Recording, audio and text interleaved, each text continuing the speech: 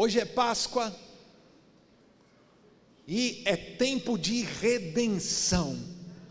Esse é um tempo de milagres. Começa hoje um novo tempo na sua vida, você crê? Amém. Você florescerá.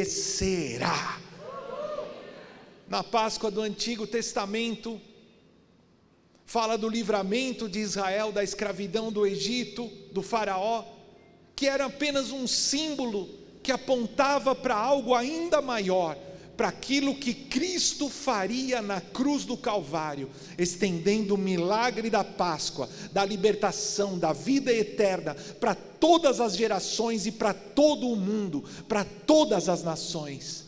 A Páscoa no Antigo Testamento é celebrada por Israel, mas Jesus Cristo estendeu o milagre da Páscoa para todo o mundo. Nós fomos resgatados, fomos redimidos, fomos comprados por um alto preço. Por isso, queridos, somos livres de toda a escravidão, somos livres do pecado, somos livres da culpa, somos livres da maldição, somos livres de toda a opressão desse mundo, somos livres da opressão do diabo. Quantos podem celebrar por isso nessa manhã? Aleluia! Há algo que tem te oprimido, há algo que tem roubado a tua paz, há algo que tem te aprisionado em alguma área da sua vida. Eu tenho uma boa notícia para você nessa manhã: a dívida já foi paga. Apocalipse 13:8 diz que Jesus Cristo, Ele é o Cordeiro que foi morto desde a fundação do mundo. O Cordeiro que foi morto desde a fundação do mundo. O que quer dizer isso? Desde o começo Deus já sabia o fim. Ele criou o homem, a mulher por amor, mas Ele já sabia que o homem cairia. Ele é o Deus onisciente. Ele sabia que o homem e a mulher pecariam, por isso Ele já providenciou um plano de redenção. Aleluia! O salário do pecado é a morte. E quando o homem e a mulher escolheram pelo pecado a separação, a desobediência, a independência de Deus, o pecado é viver de maneira independente de Deus. O pecado não é uma lista de coisas que você pode fazer ou não fazer. O pecado é viver de forma separada de Deus, independente de Deus, é virar as costas para Deus e dizer: eu vou guiar minha própria vida. E quando o homem pecou, o salário do pecado é a morte. Uma dívida foi gerada, uma dívida de sangue. O salário do pecado é a morte, uma dívida que não poderia ser paga. Por isso Deus enviou o seu próprio Filho. O Filho de Deus se fez homem e viveu sem pecado. Jesus veio a esse mundo para nos mostrar Deus. Jesus veio nesse mundo para nos mostrar como Deus é. Jesus veio nesse mundo para nos ensinar como viver. E mesmo sem pecado, Jesus foi tentado, passou por tudo que passamos, mas sem pecado. Ele morreu no nosso lugar, deu a vida pela nossa redenção, para nos resgatar, para pagar a nossa dívida. Mas como Jesus não teve pecado, a sua morte na cruz foi apenas uma ferida no seu calcanhar, que logo se levantou e esmagou a cabeça da serpente. Como Deus havia prometido desde o Gênesis, desde a queda, desde o princípio, que do descendente da mulher viria aquele que esmagaria a cabeça da serpente. Jesus Cristo, depois de morrer na cruz, foi ao Hades, tomou as chaves do inferno na mão do diabo, libertou os santos que estavam aprisionados. Depois levou o seu sangue até o santuário celestial, para de uma vez por todas pagar a nossa dívida. No Antigo Testamento eles sacrificavam, levavam o sangue numa tenda, num templo feito pelas mãos dos homens. Mas Jesus Cristo ascendeu e levou o seu sangue até o santuário celestial, para que a nossa dívida fosse paga de uma vez por todas. Hebreus 9:12 diz: não por meio do sangue de bodes e novilhos, mas pelo seu próprio sangue, Ele entrou no lugar santíssimo de uma vez por todas, e obteve eterna eterna redenção. Aleluia! No santuário celestial hoje está o sangue do Cordeiro, que nos dá eterna redenção. Ao terceiro dia, num domingo pela manhã, Jesus Cristo ressuscitou dentre os mortos, sendo as primícias daqueles que dormem, o primeiro a ressuscitar. Jesus nos garantiu: Ele é a ressurreição e a vida, quem nele crê não morrerá, mas ainda que morra, viverá eternamente. Jesus Cristo apareceu aos seus discípulos, a mais de 500 pessoas, conviveu com eles por 40 dias, transmitiu a sua missão aos seus discípulos, e então ascendeu aos céus. Aleluia! Hoje, como igreja, nós temos parte na missão de Cristo, por isso hoje nós estamos reunidos aqui. A Bíblia diz que Ele foi nos preparar lugar, e então Ele enviou à igreja o Espírito Santo, o companheiro consolador.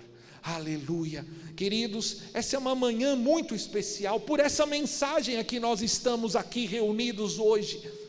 Eu quero que você entenda que algo extraordinário Deus está fazendo nesses dias. Essa mensagem já é suficiente.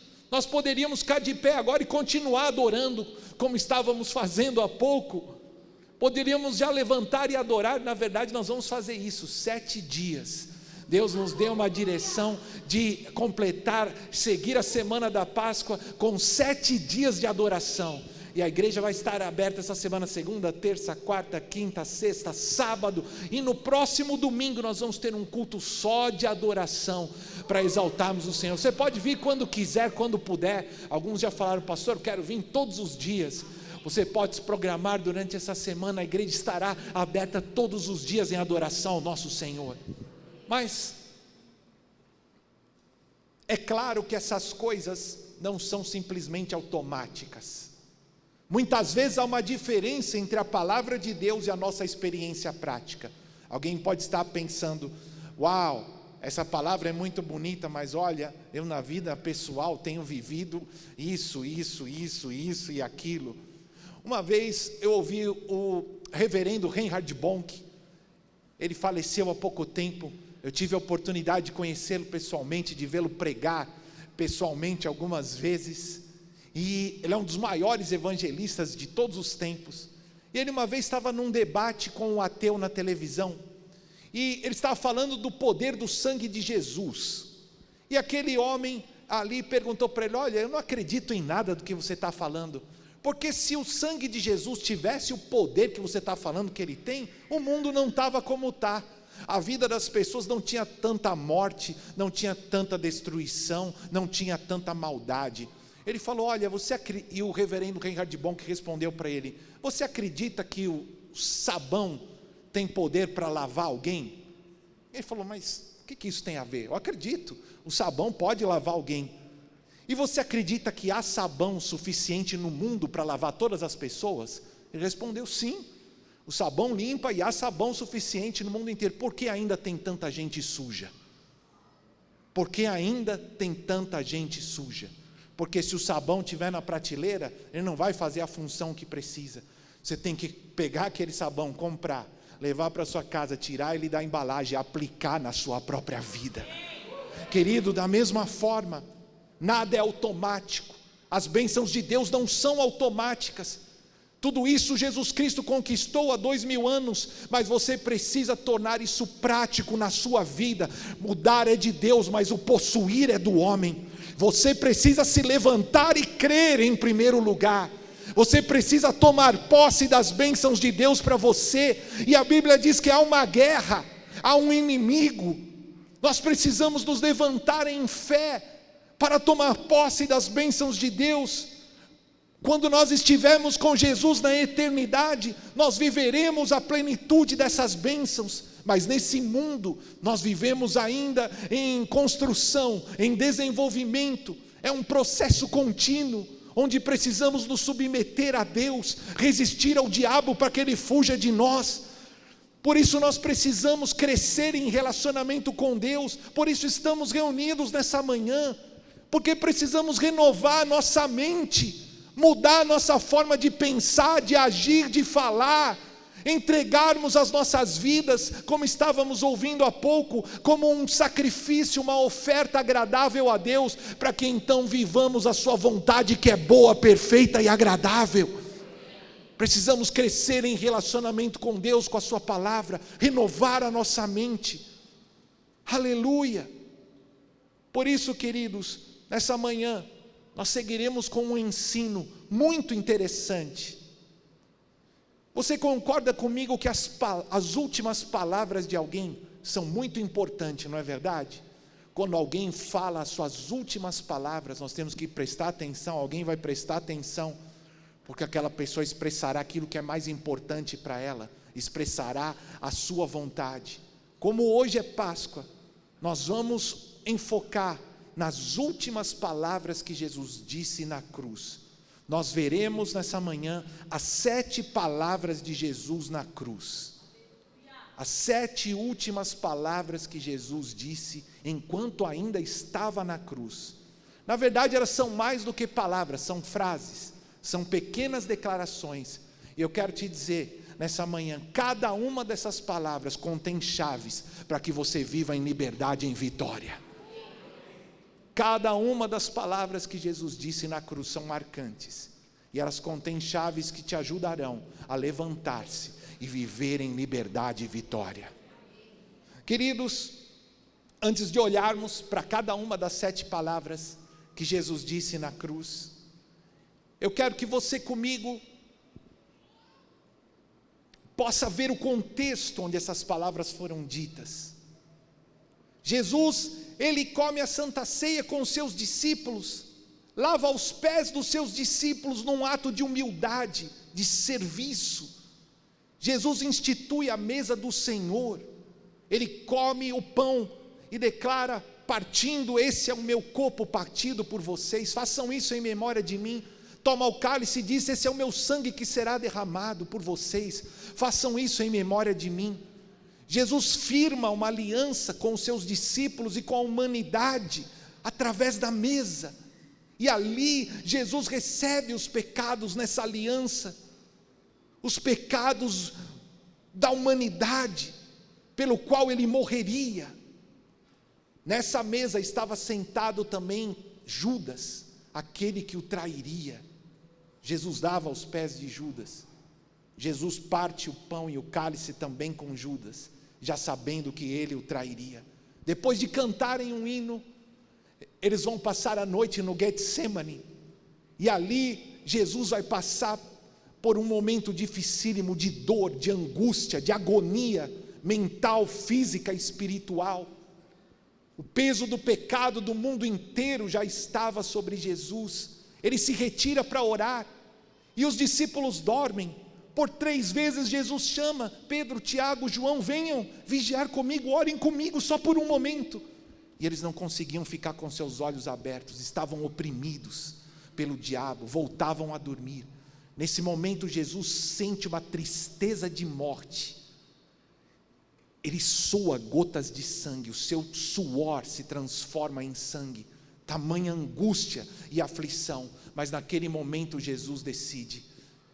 Primeiro ele pede ao Pai: Pai, se tiver como passar de mim esse cálice, se não, que seja feita a tua vontade e não a minha. Não havia outra maneira. Jesus teria que morrer pelos nossos pecados, e ele submete a sua vontade à vontade do Pai. Depois vem a prisão, o julgamento. Um dos 12 a quem ele amava, vocês já sabem, Judas, vem e o trai com um beijo, o entrega para os seus torturadores. Ele é levado diante de Pilatos, de Herodes, é julgado injustamente, ele é açoitado e recebe 39 chibatadas com chicotes de couro, que tinham pedaços cortantes de osso, de metal nas pontas. Muitos ali mesmo já morriam. Jesus tem o seu corpo dilacerado, ele sofre o escárnio, a zombaria dos soldados romanos, que cospem no seu rosto, que batem no seu rosto, enquanto o insultam, enquanto zombam dele. colocam sobre a sua cabeça uma coroa de espinhos pontiagudos, arrancam as suas roupas. Ele então tem que carregar a sua cruz até o Gólgota. Depois de ter passado por toda essa tortura, ele carrega a sua própria cruz até o lugar da crucificação. Ali ele tem os seus pés, as suas mãos transpassados por cravos enormes. Ele é preso no madeiro. E ali ele é levantado entre dois criminosos, entre dois ladrões.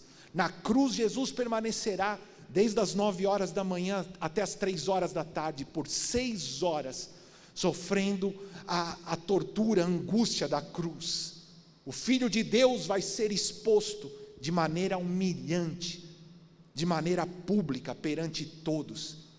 Jesus ali na cruz está despido das suas roupas, diante da sua mãe, diante de pessoas que o amavam. Ele que era santo. Cada vez que ele tinha que respirar, uma dor insuportável afligia o seu corpo. Quando alguém é pendurado na cruz, o diafragma daquela pessoa se comprime, e para ela poder respirar, ele precisa, para poder tomar um ar, ele tem que se apoiar no cravo dos pés e no cravo das mãos. Cada vez que Jesus tinha que respirar, ele sofria de uma dor insuportável.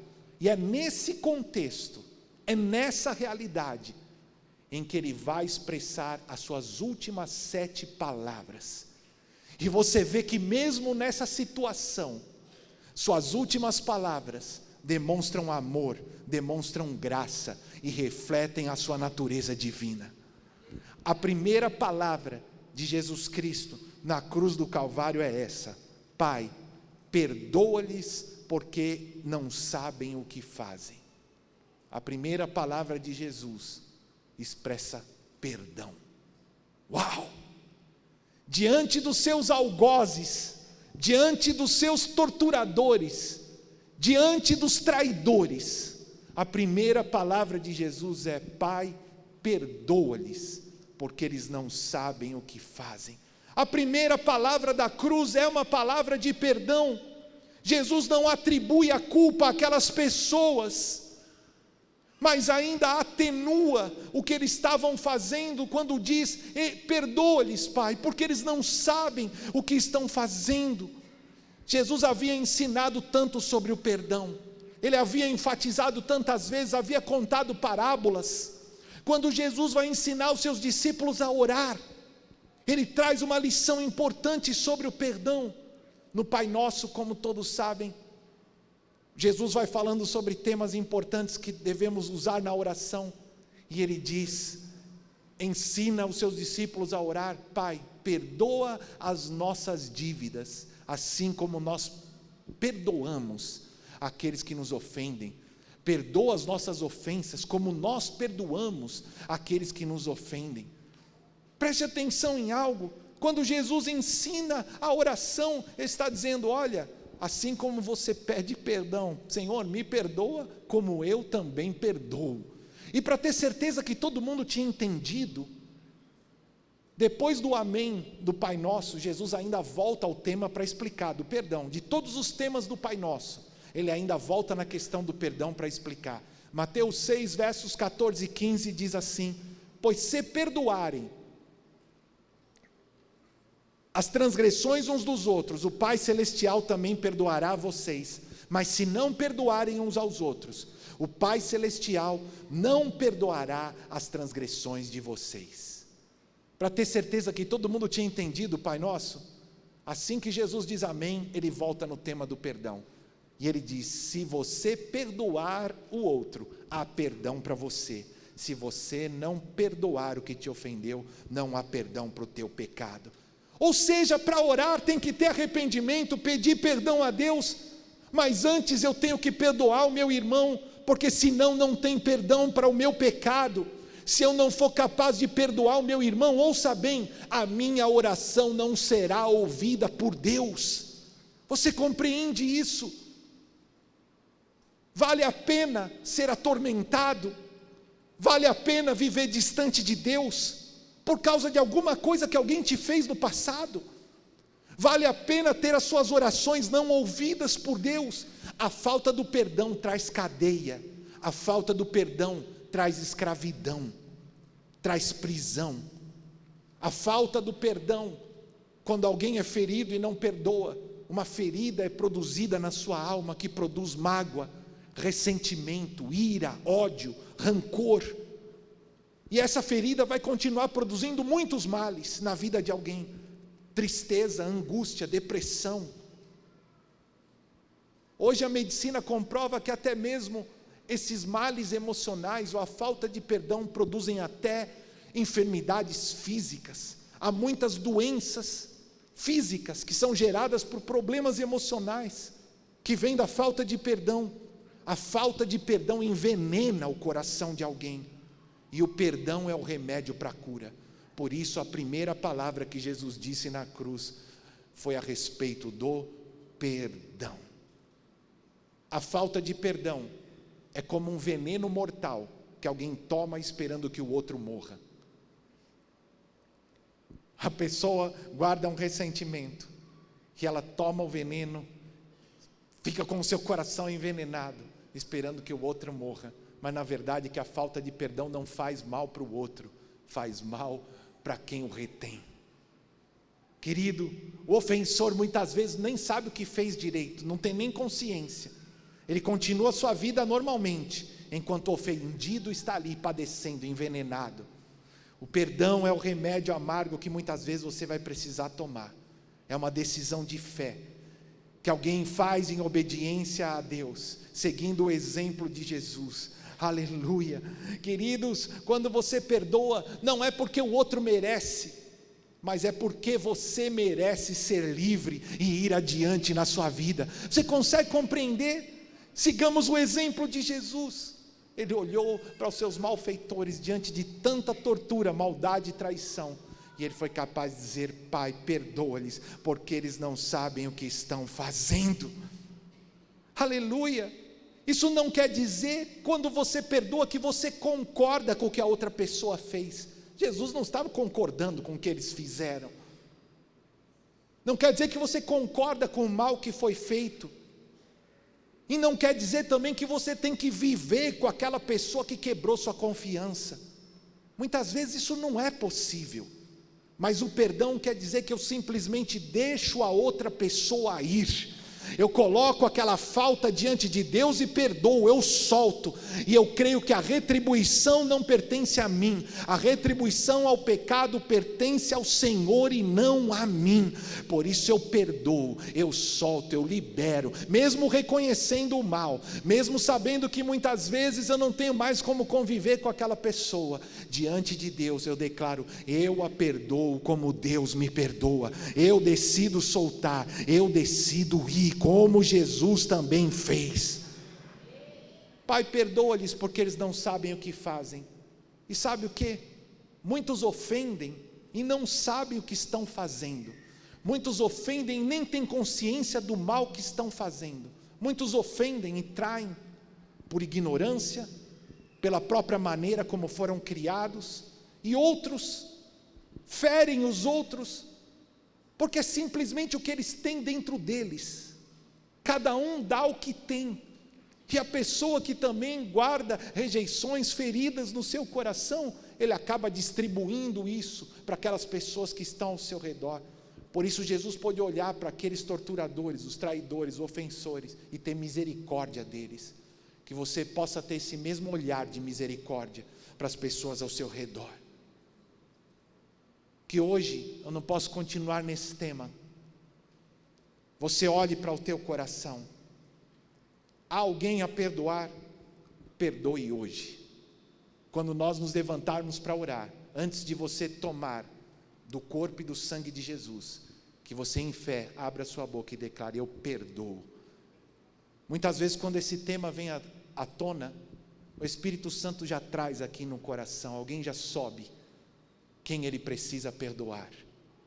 Se hoje você se lembrar de alguém, antes mesmo de tomar a Santa Ceia, você vai se erguer e pela fé vai dizer: eu perdoo esse e aquele, pelo mal que me fizeram. Como Jesus me perdoa, eu também os perdoo hoje. Quantos aceitam esse desafio?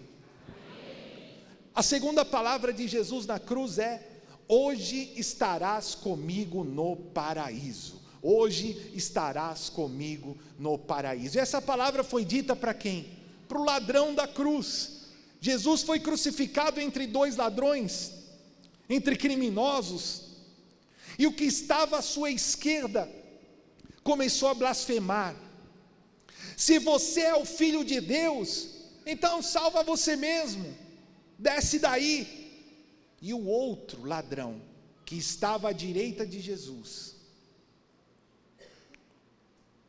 ele reconhece em Jesus o Filho de Deus, alguém que estava ali injustamente, sem pecado, e então ele manda o outro calar, dizendo: olha, eu e você merecemos estar aqui, mas você não vê que esse homem é justo, que esse homem é santo, ele não merecia estar aqui. Jesus então olha para ele e diz: hoje você estará comigo no paraíso, hoje mesmo. O homem mostra arrependimento. O ladrão da cruz reconheceu o seu pecado quando disse para o outro: olha, eu e você merecemos estar aqui, mas ele não. Jesus, quando você estiver diante do Pai, lembre-se de mim. E Jesus garante para aquele homem: hoje mesmo você estará comigo no paraíso.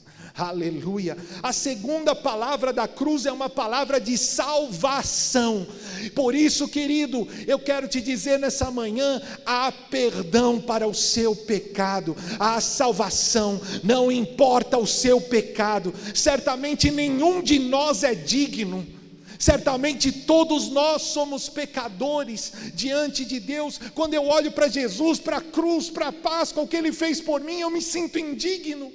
Muitas vezes eu oro assim: Jesus, por que o Senhor foi morrer por mim? Mas a graça que Jesus veio nos dar é esse favor imerecido, é um favor, é um presente que nenhum de nós merecia, e mesmo assim Ele nos deu, quando decidiu morrer em nosso lugar. Querido, há perdão para o teu pecado. Eu não sei qual é a culpa que você tem carregado.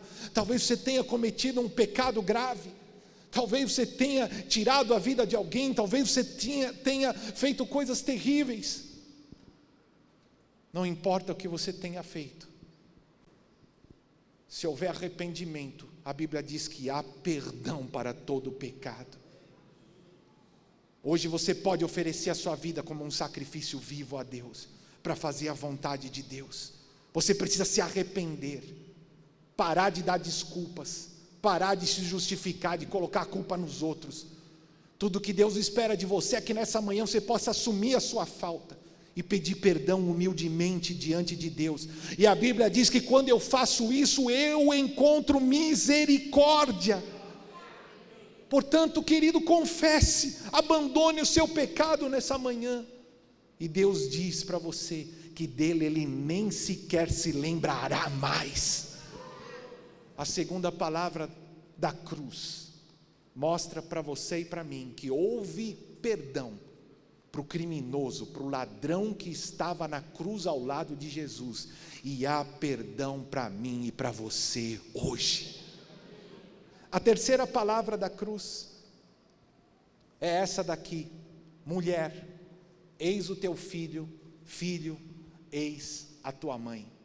Maria, a mãe de Jesus, estava ali diante da cruz, e ao lado dela estava João, um dos discípulos mais próximos e chegados de Jesus. E então Jesus diz essas palavras a sua mãe e a João: mulher, eis aqui o teu filho, filho, eis aqui a tua mãe. Eu peço que você comigo por um minuto tente se colocar no lugar de Maria, diante daquela cena da cruz. Como Simeão havia profetizado, uma espada atravessaria o coração de Maria, e eu creio que assim que ela se sentiu naquele momento, como se uma espada tivesse atravessado o seu coração, ao ver o seu filho morrendo dessa maneira, sendo torturado, entregue à vergonha como um criminoso. A cruz é o pior tipo de morte que alguém poderia sofrer. No que tudo indica, Maria já era viúva nessa época, e os irmãos de Jesus não haviam crido nele. Os irmãos de Jesus só se converteram depois da ressurreição. Eles não creram em Jesus até o momento da cruz. Por isso Jesus vai providenciar cuidado para sua mãe, com um dos seus discípulos mais próximos, dizendo: aqui está o teu filho, e para João: aqui está a tua mãe. Jesus providencia cuidado para sua mãe, antes de subir ao Pai. A Bíblia diz a cada um de nós: honra o teu pai e a tua mãe. Esse é o mandamento com promessa: honra o teu pai e a tua mãe. E Jesus expressa cuidado para sua mãe na cruz do Calvário. A quarta palavra da cruz é: meu Deus, por que me abandonaste? Uau! Aqui há algo muito forte, porque Jesus sentiu-se abandonado pelo Pai Celestial na cruz.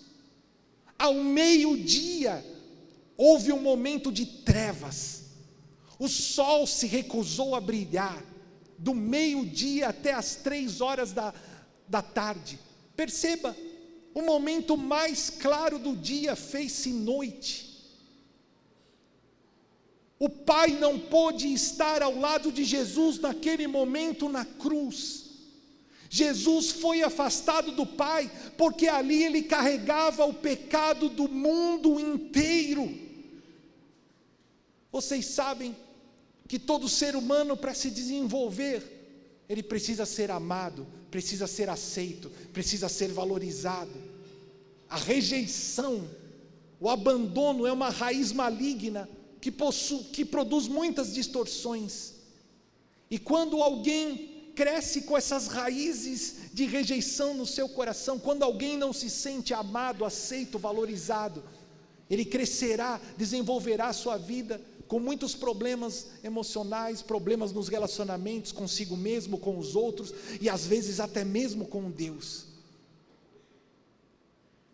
A rejeição é um grande mal, é uma raiz profunda, que produz uma série de distorções, de dificuldade nos relacionamentos. E olha o que a Bíblia diz sobre Jesus, Isaías 53:3, ele era desprezado e o mais rejeitado entre os homens, homem de dores e que sabe o que é padecer, como algum de quem os homens escondem o rosto, era desprezado e dele não fizemos caso. O mais desprezado dentre os homens. Jesus foi rejeitado no ventre da sua mãe. O seu pai José, quando soube que Maria estava grávida, ele intentou deixá-la. E antes dele deixar Maria, um anjo apareceu a José e ordenou que ele ficasse. E só ali ele voltou atrás. Jesus, quando nasceu, passou por privações, por dificuldades. Seus pais tiveram que viajar porque havia uma sentença de morte sobre os bebês. Ele nasceu num lugar distante, não havia lugar na hospedaria.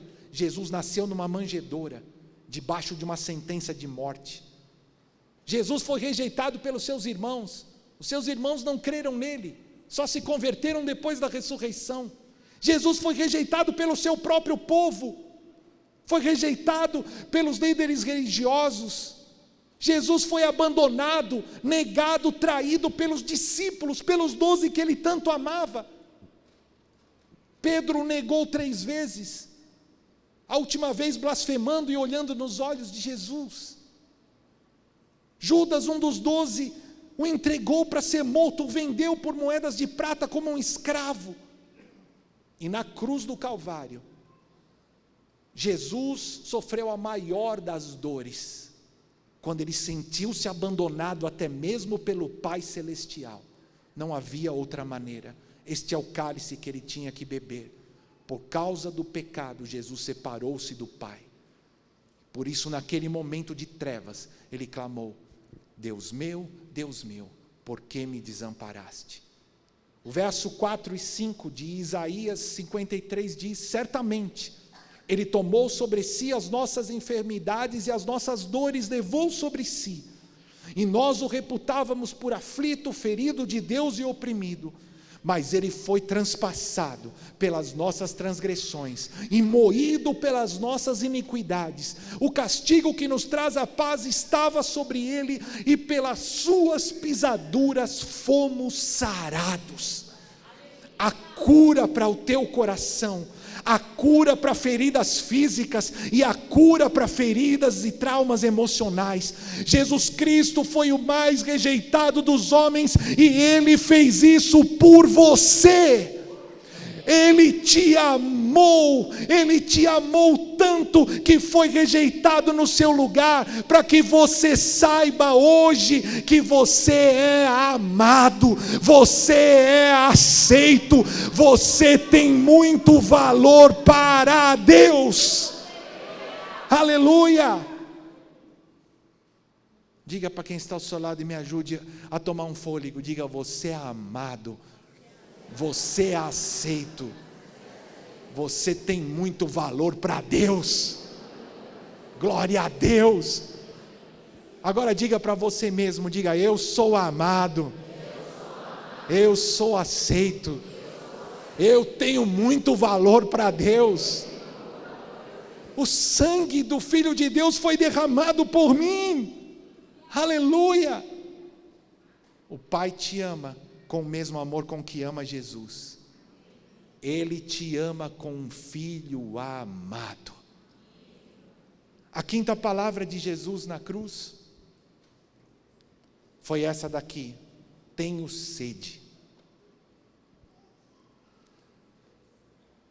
Nesse momento de trevas, de angústia, chegando no momento em que Jesus entregaria o seu espírito ao Pai, Ele mostra a sua humanidade, e Ele tem sede. A dor e a aflição daquele momento, horas sendo torturado na cruz, e nesse momento, ao invés de darem água para Jesus para matar a sua sede, lhe deram vinagre. Cumpriu-se a profecia do Salmo: puseram fel na minha comida, e para matar-me a sede deram-me vinagre. Salmo 69, 21. Nesse momento se cumpre a profecia, e Jesus mostra a sua humanidade. Ele tem sede. O Deus criador dos céus e da terra, Ele que criou os rios, os mares, os oceanos, vem nesse mundo como homem e passa por tudo que passamos.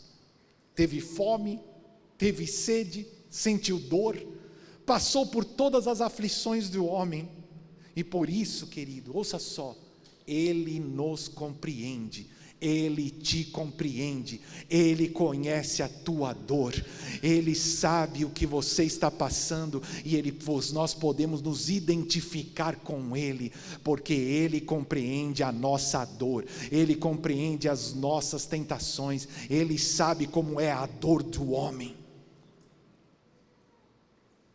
Ele conhece as nossas fraquezas.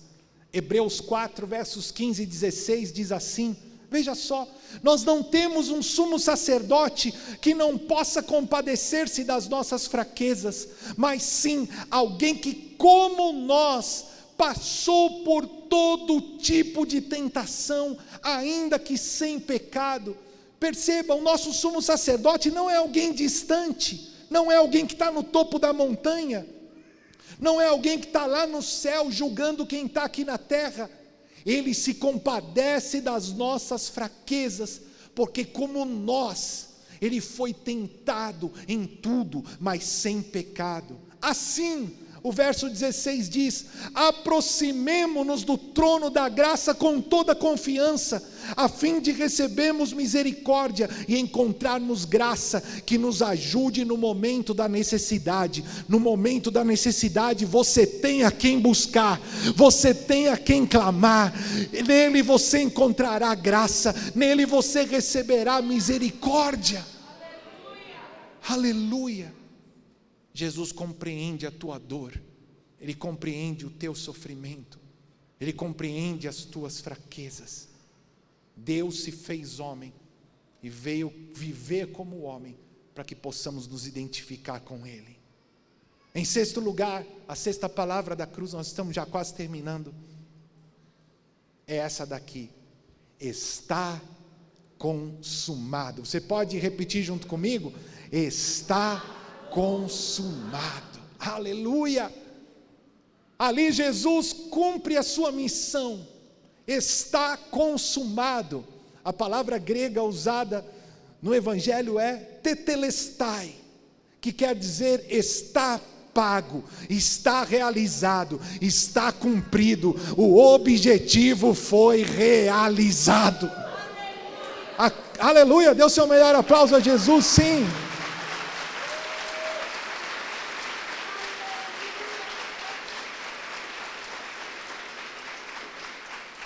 Jesus não morreu na cruz por um acidente. Não foram os judeus, não foram os romanos, Ele mesmo entregou a sua vida como um sacrifício. Por isso naquele momento Ele paga a minha missão, Ele brada, a minha missão foi cumprida, está pago, está realizado, o objetivo foi alcançado.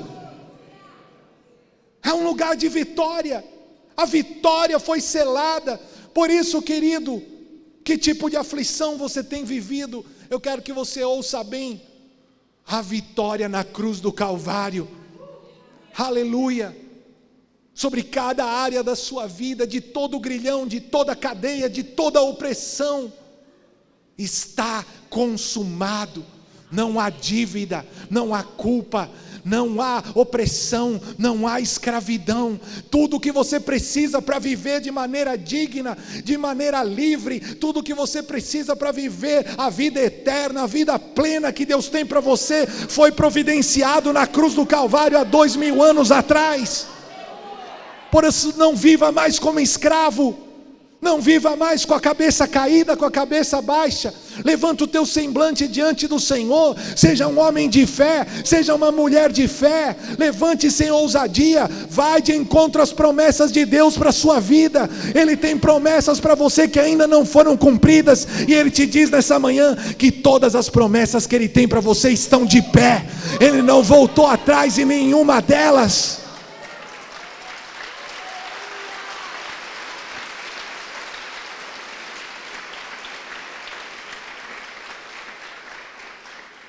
A última palavra é: Pai, nas tuas mãos eu entrego o meu espírito. Pai, nas tuas mãos eu entrego o meu espírito. E então, inclinando a cabeça,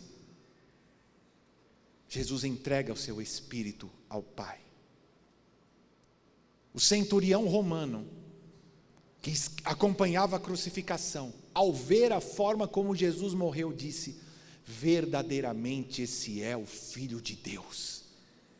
Quem é esse que tem autoridade sobre a própria vida, que com uma palavra da sua boca entrega a sua vida ao Pai? Quando o centurião romano vê aquilo, ele diz: este é verdadeiramente o Filho de Deus. Quem é que tem poder para dar a sua vida e tomar de volta? Ele mesmo tinha dito: olha, eu dou a minha vida para tomá-la de volta. Eu tenho poder para dar a minha vida e para tomá-la. Jesus tem poder sobre a morte. Ele veio nos dar a vida eterna. Portanto, para mim e para você, não há o que temer.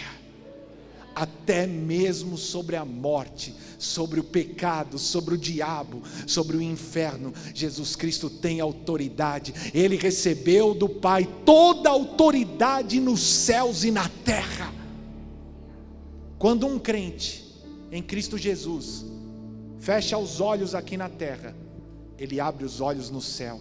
A morte física não é o fim. Como eu disse para vocês, na verdade, quando um de nós fecha os olhos aqui na terra, na verdade ele foi promovido primeiro. Ele chegará primeiro no encontro com Jesus. Os mortos ressuscitarão primeiro. A morte física não é o fim. Jesus é a ressurreição e a vida. O que nele crer, ainda que morra, viverá. Não morrerá eternamente, mas viverá eternamente. Há 2000 anos, num domingo pela manhã, cumpriu-se o que o apóstolo Paulo depois escreveu em Romanos 8:2, porque a lei do Espírito da vida em Cristo Jesus te livrou da lei do pecado e da morte. A lei, você pode repetir isso junto comigo? A lei do Espírito da vida em Cristo Jesus te livrou da lei do pecado e da morte. Agora você vai falar para você mesmo: a lei do Espírito da vida em Cristo Jesus me livrou da lei do pecado e da morte. Aleluia.